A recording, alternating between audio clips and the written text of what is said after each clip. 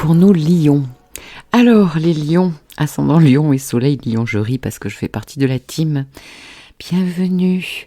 Allez, on commence par, c'est plutôt pas mal les lions quand même, parce que tout cet amas soleil, Mars, Mercure, actuellement dans cette maison Sagittaire, votre maison 5, et en trigone, eh bien, à notre maison Lion, hein, ou un autre soleil ou un autre ascendant.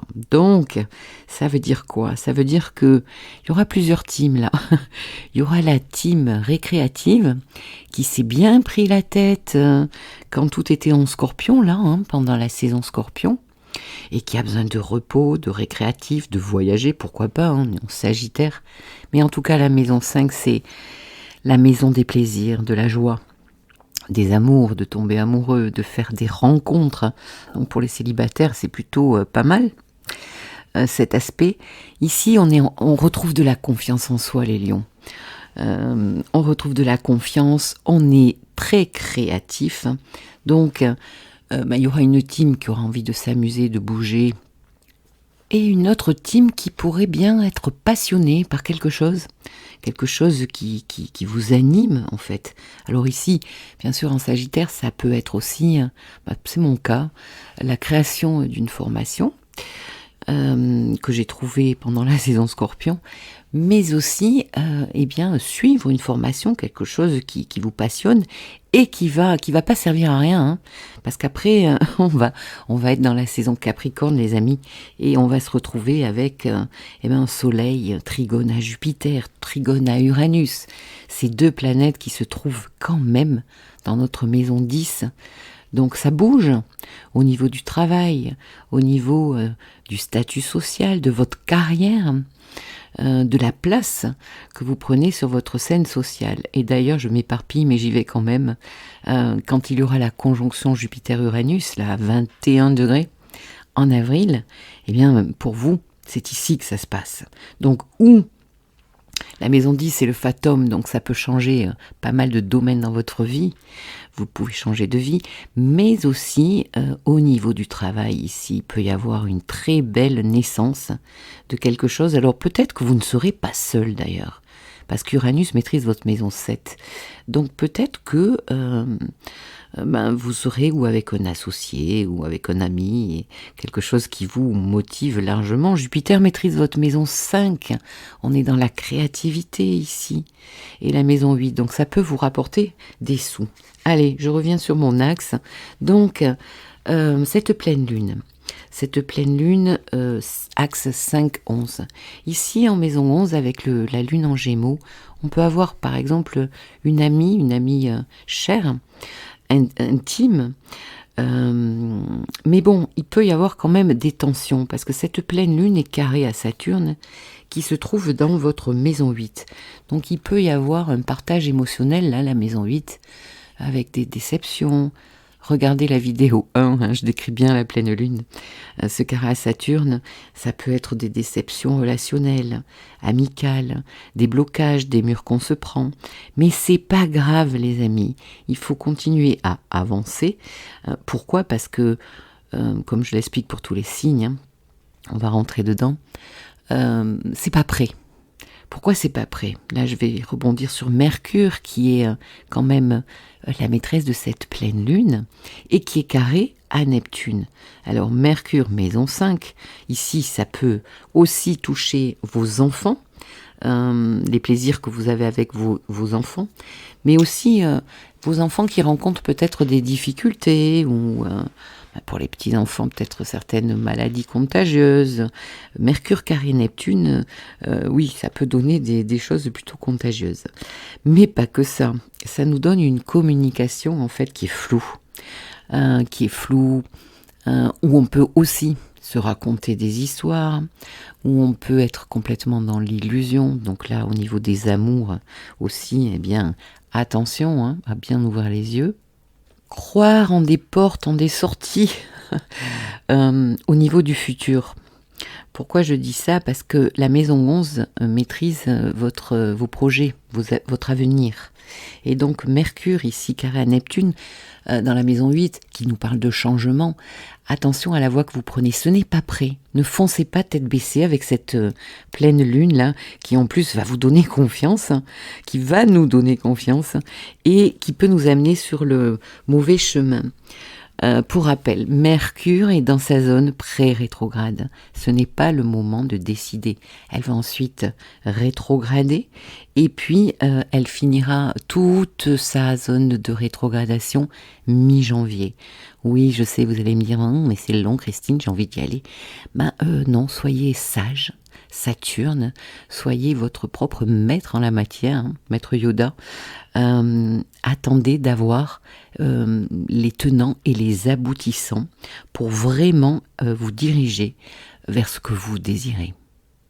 Après, pour la team là qui a envie de s'amuser, attention à votre portefeuille, hein, parce que Mercure qui maîtrise votre maison 2, en 5, vous allez avoir envie de vous amuser, mais forcément ça coûte pas forcément des sous, mais là, car à Neptune en 8, hein, oui, on peut avoir l'argent qui nous file dans les doigts.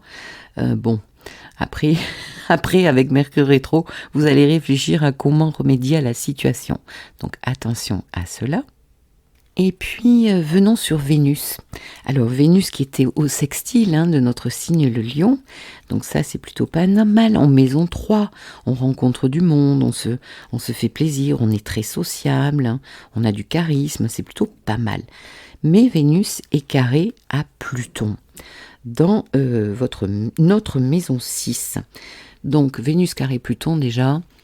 Au niveau des finances, il peut y avoir des changements, voire des fins de contrat, de travail, de rentrée d'argent, des fins de contrat relationnels. Vénus en 3, ça peut toucher aussi la fratrie. Des démarches, des signatures concernant un foyer, une habitation, hein. Ça sent peut-être le déménagement pour certains. On va pas se cacher non plus que Vénus-Pluton, j'en ai parlé sur la vidéo 1, ça peut être aussi beaucoup de passion encore. Hein. Donc des relations passionnées, avec de la jalousie, attention à la manipulation ici. Hein. Ça peut concerner le lieu de votre travail, hein, justement. Ça sent quand même le truc un peu émotionnel, moi je dirais. Hein. Émotionnel et plutôt privé. Entre Mercure en 5, carré Neptune en 8, une zone très émotionnelle les amis, et Vénus carré à Pluton dans cette maison 3, où on rencontre quand même les gens qui nous sont proches. Et bien carré à Pluton, ça sent aussi le changement au niveau du travail. Et c'est pas la saison Capricorne qui va bientôt pointer le bout de son nez qui va me faire dire le contraire. Parce qu'après, tout va passer en Capricorne, en maison 6. Donc là, on risque d'être pas mal occupé, pas mal passionné par ce qu'on fait. Tant mieux. Hein. Et ça sera trigone, comme je vous le disais au début, à Jupiter et à Uranus. Des dépendances aussi, des dépendances affectives. Pas que au niveau du cœur, hein, ça peut être avec une amie ici, avec Vénus en 3. Vénus est conjointe au nœud sud, hein, j'en ai parlé dans la vidéo 1. Et on doit aller vers ce nœud nord, là, en maison 9. Donc dans tout ce qui touche la formation, l'étranger, ouvrir son horizon en fait, se rediriger. Ça ne veut pas dire que forcément vous allez changer de boulot, mais vous allez forcément retrouver du sens. En maison 9, on trouve du sens à ce qu'on fait et prendre plus de plaisir à ce que vous faites, le transformer en fait. Eh bien, il me tarde d'avoir vos retours parce que, au trigone de notre signe, c'est plutôt joli les amis. À très bientôt. Pour nos vierges, ascendant vierge et soleil en vierge. Alors, soleil et Mars, une belle énergie là, conjointe, et puis Mercure en Sagittaire dans votre maison 4. Ok, on est chez vous là, hein. On est dans votre plus grand endroit personnel, hein, votre cocon, votre foyer, votre maison, votre famille, mais aussi dans votre intériorité, dans vos racines. Ça bouge ici, ça bouge. Bon, en même temps, on peut préparer aussi un peu les fêtes de Noël. Ça sent la famille, là. Et puis ça sent aussi peut-être pour certaines vierges un déménagement ou un aménagement. En tout cas, on s'active pas mal. Alors attention, il y a Mars quand même ici, donc on peut s'énerver, on peut avoir des conflits quand même assez forts. Cette pleine lune se passe donc dans l'axe 10-4, la lune est dans votre secteur 10 qui nous parle de travail, de carrière, mais aussi de votre place sur la scène sociale. Donc ici, il y a une dichotomie entre, vous savez, l'opposition, on a du mal à choisir entre les deux polarités. D'un côté, il y a à s'occuper de la famille, et de l'autre, eh bien, il y a le boulot, il y a le travail aussi. Peut-être qu'il est question d'une femme aussi dans le travail. Et cette pleine lune est carrée à Saturne. Saturne qui se trouve bien dans votre maison 7, les amis. Donc pour oui, les vierges, les poissons, les gémeaux et les sagittaires, Saturne nous ennuie, nous enquiquine, mais il nous fait travailler. On va mieux se tenir debout après. Donc le premier décan là des vierges, déjà vous prenez l'opposition à Saturne, et ici, je ris mais c'est pas rigolo, mais non, c'est pareil les amis, donc je peux me moquer. Avec cette pleine lune à 5 degrés, ça touche les premiers décans, donc en fait ça finit avec un grand carré, ce qu'on appelle nous en astrologie un grand carré. Parce que déjà on a un carré en T lors de cette pleine lune avec Saturne, et de l'autre côté on a votre ascendant ou votre soleil en vierge, donc des très fortes tensions quand même, on va pas se le cacher. Cette pleine lune est en carré à votre signe, donc pas mal d'opposition entre, comme je vous disais, votre vie perso et votre vie publique. Allons un petit peu plus loin. Mercure, qui est la maîtresse de cette pleine lune, puisque la lune se trouve en Gémeaux. Donc Mercure, qui est en 4, n'est-ce pas, est carré à Neptune. Neptune qui se trouve en 7. Donc ici, attention, je l'ai bien décrit dans la vidéo numéro 1, c'est-à-dire que tout ce qui est communication, engagement, écrit, j'aime pas les carrés à Neptune, je le dis, je le redis les amis. Ce Neptune en 7, alors déjà, il peut y avoir des choses cachées, troubles, des angles morts quant à un relationnel, alors peut-être des collègues de travail, mais aussi dans votre couple ou dans un certain relationnel. Donc déjà, évitez les signatures tant que Mercure est en zone, déjà est au carré Neptune, mais aussi en zone pré-rétrograde, puis rétrograde, mais je vais en parler dans les potins de la comète, là, de la rétrogradation. Je vais m'occuper de tous les aspects de Mercure. Et après, elle finira sa rétrogradation, cette planète. Donc, c'est mi-janvier. Moi, je conseille de ne rien signer avant mi-janvier, parce qu'on peut vraiment se tromper, être manipulé. C'est quand même pas évident. Surtout aussi pour le travail, pour vous, parce que Mercure maîtrise votre maison 10 et votre ascendant. Vous, puisque Mercure c'est important pour vous, Vierge et Gémeaux, c'est notre planète. Donc ici, vous pouvez aussi être personnellement dans un flou. Plus trop savoir finalement qu'est-ce que vous avez mis en place, ce que vous voulez mettre en place. Est-ce que vous êtes content? Est-ce que vous vivez une désillusion, une déception relationnelle au niveau de votre famille, de quelque chose de très proche quand même, les vierges. Et puis parlons de Vénus. Vénus qui est en balance, conjointe au nœud sud, dans votre maison 2. La maison de l'argent, des acquisitions ici, mais pas que. C'est aussi comment créer de la valeur. Comment créer de la valeur avec tous mes dons, mes compétences pour gagner de l'argent. Et cette Vénus, lors de cette pleine lune, se retrouve carrée à Pluton. Pluton qui transite votre maison 5. Alors, j'ai tellement de choses à vous dire. On va aller sur Pluton.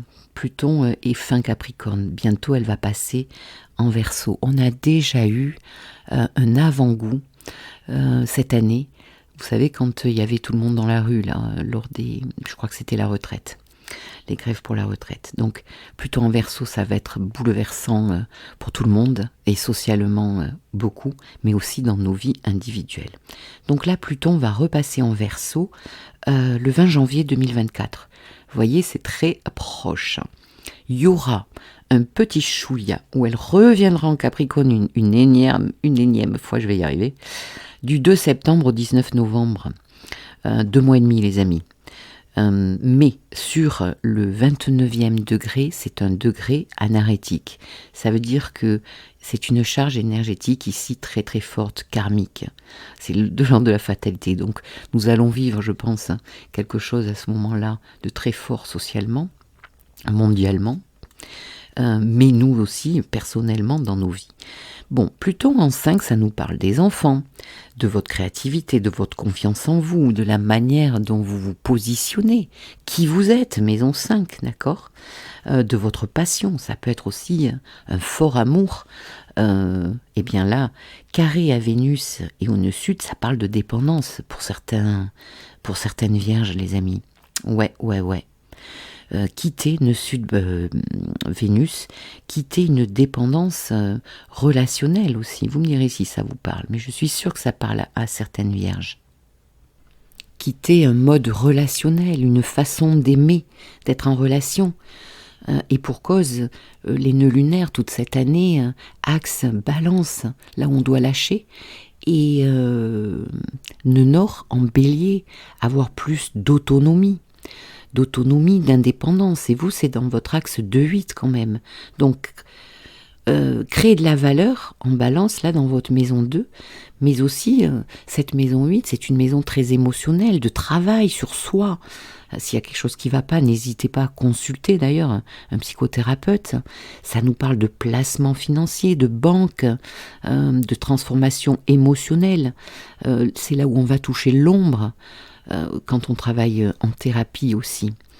L'axe possession des possessions, donc mourir pour renaître. Une petite pensée quand même pour les femmes vierges là, qui ont Neptune en face. Donc c'est difficile au niveau peut-être relationnel, c'est le flou. Neptune fait disparaître les situations, les personnes. C'est difficile de lâcher prise et de laisser partir aussi pour certaines vierges là qui sont du 3e décan.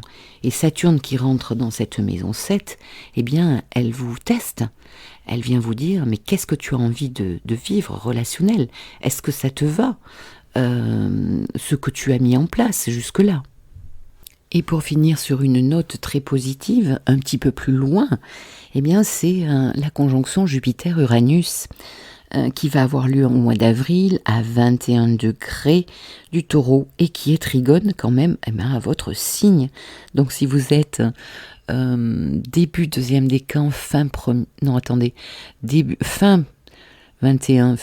décan, je vais y arriver, et début 3e décan, eh bien c'est une très belle chose parce que là il y a la naissance de quelque chose qui vous demande d'ouvrir vos horizons. Alors maison 9, Uranus-Jupiter transite, la maison 9, ça touche une redirection, ça touche tout ce qui est intellectuel, les formations, l'étranger, s'ouvrir à plus grand que soi en fait, changer de vision de la vie, vraiment se retrouver quelque part dans une nouvelle vie complètement. Peut-être une formation qui pourrait transformer votre vie professionnelle, parce qu'Uranus maîtrise votre maison 6, en tout cas ça va transformer vos idéaux, mais aussi votre travail quelque part, hein.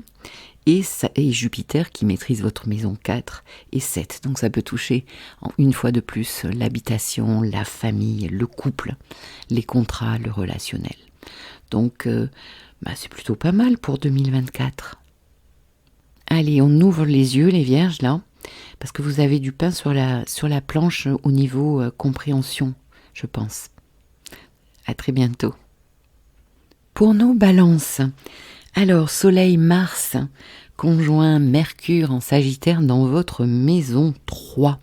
Bon, vous mettez de l'énergie là dans la communication, alors attention parce que vous allez vous affirmer avec Mars dans cette maison, je me marre. Donc on peut être quand même un petit peu plus dur, plus agressif, plus déterminé à exprimer ce que l'on veut. C'est une bonne chose.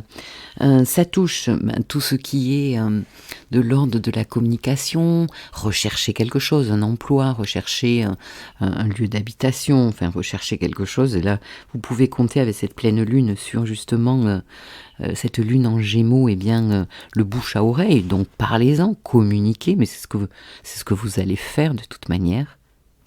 Vous pouvez être amené à vous déplacer beaucoup avec cette pleine lune dans l'axe 3-9, à satisfaire votre curiosité, à justement à vous former aussi, ou à donner une formation, ou à la créer. Ça risque de chauffer pas mal intellectuellement et mentalement ici. Alors, lors de cette pleine lune, c'est l'axe 3-9 qui est touché. Donc vous êtes amené quand même à beaucoup penser, communiquer et pourquoi pas bouger, voyager. C'est bien possible. Et cette pleine lune est carrée à Saturne. Saturne qui se trouve dans votre maison 6, la maison du quotidien, du service aux autres. On a Saturne et Neptune ici dans votre maison 6. Donc pour tous les métiers d'aide, là, et d'accompagnement, de thérapie, tout ça, c'est très bon. Vous pouvez être pas mal dans une bonne vibe en fait. Mais aussi, ça nous demande, Saturne en 6, de revoir notre hygiène de vie, de nous occuper de nous, d'être plus efficace, de revoir nos méthodes de travail. Ça peut concerner nos animaux domestiques, ça peut concerner vos employés si vous êtes un patron. Alors attention parce que vous allez partir plein feu. Étant donné que quand même cette pleine lune, je ne l'ai pas dit, mais elle est en très bel aspect à votre signe. Le soleil est sextile à votre balance et la lune est trigone. Donc on y va, on y croit, sauf qu'on va se prendre un mur, comme je l'ai dit en vidéo 1, alors peut-être un petit muret pour d'autres, mais peut-être qu'il va y avoir un coup de fatigue là, les balances, si vous dépassez, j'en ai parlé du taux énergétique justement. Donc, on a envie de changement ici. Oui, on a envie de changement, que ça bouge. Mais, on va maintenant regarder Mercure. Mercure, planète de cette pleine lune, qui se trouve dans votre maison 3, mais qui est carré à Neptune. Neptune qui est en 6, idem. Donc ici, attention aux infos que vous recevez, attention aux infos que vous donnez, aux promesses que vous feriez que vous ne pouvez pas tenir ou qu'on ne vous tiendra pas. J'aime pas les carrés à Mercure, vous le savez. Il y a ici dissimulation possible, mensonge, trahison. Et puis on le verra après, Vénus carré à Pluton, ça fait beaucoup dans la même veine. Donc attention à ce Mercure qui est dans sa zone pré-rétrograde, qui va rétrograder. Je vais bientôt faire les potins de la comète, je vais expliquer tout ça là, avec ce Mercure. Pour le moment, il est carré à Neptune. Et il est dans sa zone pré-rétrograde. Donc on sait que on n'a pas tout en main. On sait qu'il faut attendre la rétrogradation pour que certaines infos que nous n'avons pas aujourd'hui nous viennent à nous. Et à ce moment-là, on pourra avancer. Attention à ce que vous signez, puisque vous communiquez beaucoup, là, les balances. Et si vous signez quelque chose au niveau du travail, eh bien, lisez bien entre les lignes, parce qu'ici, avec Neptune, c'est quand même pas au top. Au niveau des dates, la rétrogradation se finira vraiment mi-janvier. Bon, je sais, c'est un peu loin, vous ferez au mieux, mais ça peut être sympa quand même d'attendre pour pouvoir se rediriger et avoir tout en main. Passons maintenant à Vénus, qui est chez vous. Donc quand même, Vénus chez vous, pas mal de charisme. Les balances, des choses plutôt douces, l'amour, les relations. Il y a peut-être une sœur ici qui est importante. Et on sait que Vénus est conjointe au nœud sud ici, chez vous. Donc il y a quelque chose à lâcher. On le sait, l'axe Bélier-Balance est préoccupé par les nœuds lunaires toute l'année, qui nous parle de lâcher certaines dépendances. On l'a vu pendant 4 mois quand Vénus était en Lion, là. Ça travaille. Donc, en Lion, on a beaucoup travaillé ça. Vénus, après passer en Vierge, on a pu voir sur le terrain concrètement quelles sont nos nouvelles valeurs, la nouvelle manière de nous aimer, de nous respecter dans la relation, savoir dire non, etc. Mais aussi tout ce qui est addictif, dépendance affective en fait. Et donc là, eh bien Vénus est en balance, elle veut concilier, elle veut de l'harmonie, sauf que là, bing, conjointe au nœud sud, donc forcément il y a une manière d'être à lâcher, c'est pour nous aider aussi dans ce travail des nœuds à lâcher quelque chose, et de plus elle fait un carré à Pluton. Pluton qui transite pour le moment votre maison 4. Donc est-ce que c'est quelque chose de l'ordre de la famille, un membre de votre famille, ou la vie familiale, ou dans le couple, quelque chose qui serait invité à changer, à se transformer. Je ne vous cache pas que j'ai parlé aussi de fin de relation pour certains, pas tous, parce que Vénus carré Pluton, eh bien on peut mettre fin, ça peut toucher l'affectif, aussi l'argent, des fins d'argent, de contrats. Vénus maîtrise votre maison 8, donc peut-être au niveau de vos capitaux, de vos investissements, là il y a des changements de papier aussi qui peuvent se faire, mais Vénus est quand même le maître de votre signe, les amis, donc c'est important. Donc vous êtes en plein changement, je pense, pleine transformation plutonienne ici, et peut-être que vous pouvez acter quelque chose, je ne sais pas, ou ce sera très intérieur. Allons un petit peu plus loin, parlons de Pluton qui va justement changer de signe à partir du 20 janvier 2024, c'est pas si loin, donc qui va vous foutre la paix au niveau de cette maison 4 et qui va rentrer en 5. Donc vous n'avez pas fini la transformation, les balances, c'est très joli. Pluton en 5, ça va vous aider à vous imposer, à retrouver confiance en vous, c'est votre personnalité en maison 5, c'est votre confiance en vous, c'est les plaisirs, les enfants. Peut-être que pour certaines balances, un enfant viendra complètement chahuter et changer votre vie, ou un amour, pourquoi pas, en maison 5, c'est là où on tombe amoureux. Moi, je pense que ça va être un très joli transit.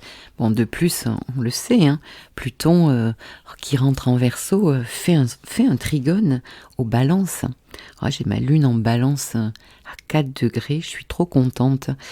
Donc, il y a quelque chose à transformer, mais c'est un trigone, les amis. Alors, Pluton, c'est Pluton, mais je préfère avoir un trigone qu'un carré.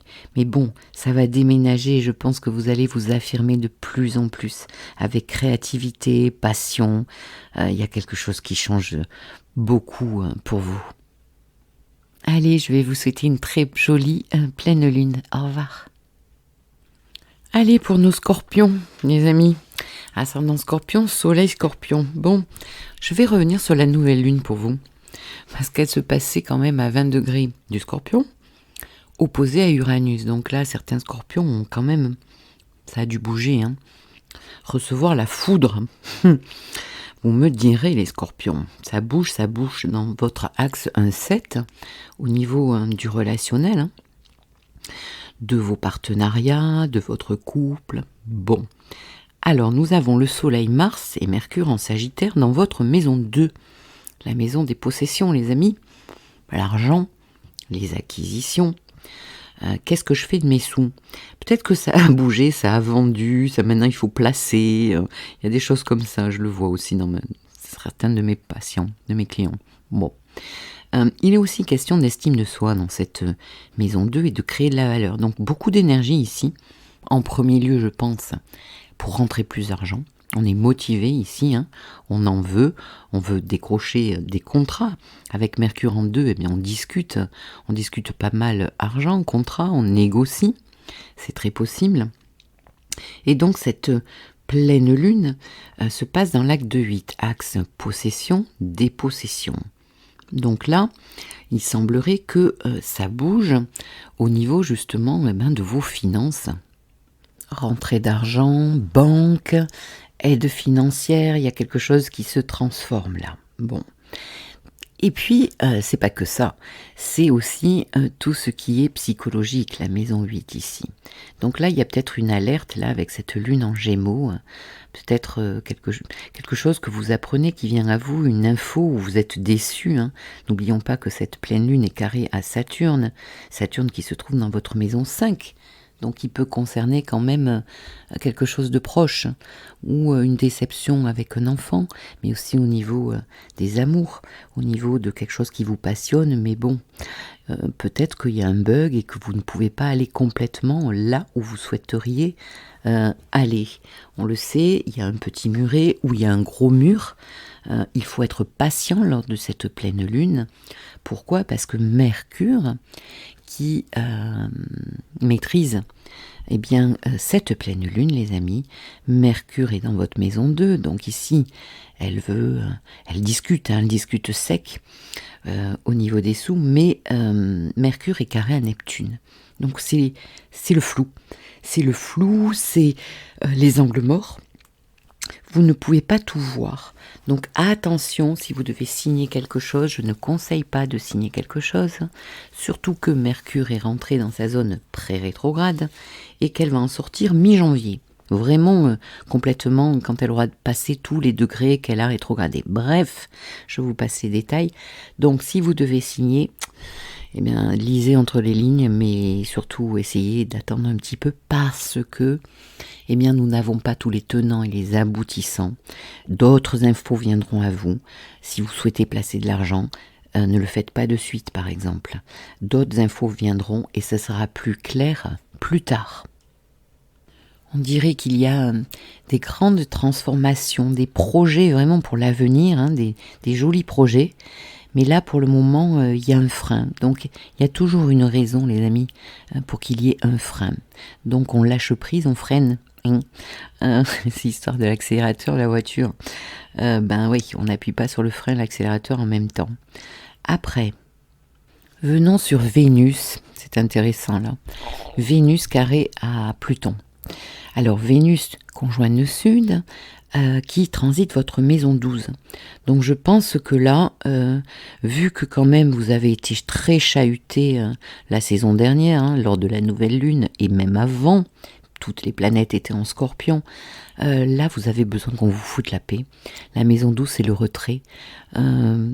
Si vous pouviez ne pas communiquer, peut-être que ça vous arrangerait. Alors c'est marrant parce que quelque part on discute d'argent, mais pour ce qui est plutôt affectif, relationnel, ouverture de cœur, moi je dirais que vous n'êtes pas très open en fait. Vous me direz si j'ai raison ou pas. Ou alors il est bien possible que ce soit un partenaire qui se retire, parce que Vénus est maître de votre maison 7, donc ça peut concerner votre femme, votre mari, qui a besoin un petit peu de se retirer, de se reposer, qui est fatigué. Bon, c'est bien aussi, il faut se ressourcer, parce que sinon on va se somatiser là, dans cette maison 12. Revoir ses relations, repenser à ses relations. Il y a un aspect quand même très psychologique entre la pleine lune, la lune qui est en 8, maison très psychologique, analogique au Scorpion, donc très thérapeutique. Si vous avez besoin d'aide, n'hésitez pas à aller voir quelqu'un, faites-vous aider parce que... Et Vénus Vénus conjoint nœud sud, donc on doit lâcher un mode relationnel, une façon d'aimer, une façon d'être en relation. On le sait, avec les nœuds lunaires, en balance nœud sud, on doit lâcher quelque chose, les dépendances surtout, à tout niveau, et on doit aller vers le bélier, donc plus d'autonomie, plus d'indépendance pour vous. Et en plus, vous, c'est en maison 6, donc c'est dans le quotidien, et voire dans votre travail aussi, devenir indépendant. Et pour d'autres, si vraiment la situation relationnelle, c'est vraiment trop pourri, si vraiment ça pue trop fort, parce que je parlais de ça, avec cette pleine lune là, il peut y avoir un air un peu irrespirable. C'est peut-être pour ça qu'il y en a qui peuvent un peu s'isoler. Ce carré à Pluton peut mettre fin, je l'ai dit dans la partie 1, à une relation, à des contrats. On laisse des contrats anciens, on laisse l'ancien et on passe à autre chose. Mais je reviens quand même, attention vraiment à vos placements d'argent là, hein, avec ce carré de Mercure à Neptune. Il y a une envie aussi de se faire plaisir. Mais bon, il faut bien lire entre les lignes ici. On peut être très déçu après. Bon, ben écoutez, les scorpions, ça bouge énormément pour vous, on le sait depuis des mois. Hein. Alors la sortie du tunnel, elle serait quand finalement ? Eh bien, regardons Uranus-Jupiter qui va faire une conjonction au mois d'avril 2024. Uranus-Jupiter dans votre maison 7, donc ici, il y a la naissance de quelque chose de nouveau qui peut concerner un foyer, une famille, restructurer une base solide pour vous en fait. Ça touche aussi votre argent. Donc oui, il y a peut-être vraiment un engagement ici qui peut se faire aussi avec quelqu'un puisque ça va se passer dans votre maison 7. Bon, après Pluton, je sais pas, non, je ne vous en ai pas parlé à vous.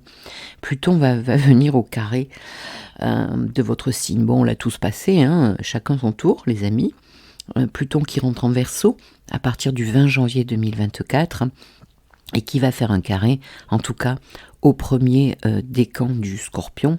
Donc là, ben, ça nous dit bien que vous allez vers un gros changement de vie. En fait, c'est pas terminé, je vais pas vous mentir, mais bon, c'est tant mieux. Il y a du changement, c'est la vie en fait. Hein. Donc, Pluton carré au Soleil, ben oui, un gros changement qui arrive pour vous, en tout cas pour les premiers décans. Et vous avez quand même l'aide de Saturne, les amis.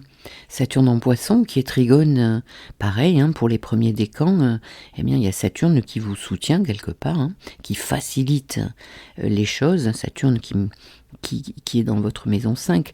Alors ici, c'est vrai que Saturne en 5, pour s'amuser, c'est beaucoup plus difficile. On devient beaucoup plus raisonnable, plus capricorne, vous savez, avec un Saturne qui passe en 5. On s'amuse raisonnablement. Bon, bah, peut-être que ça va faire du bien à certains scorpions qui n'ont des fois pas trop de limites, on va dire, n'est-ce pas ? Et pour les fins scorpions, hein, les troisièmes décans, eh bien quand même, actuellement, vous avez un trigone à Neptune. Donc, la possibilité de réaliser quand même, de vous approcher d'un rêve, de quelque chose qui tient vraiment à votre cœur et à votre âme, on va dire. Allez, je m'arrête là. N'hésitez pas à me laisser un commentaire si ça vous parle. Au revoir les amis.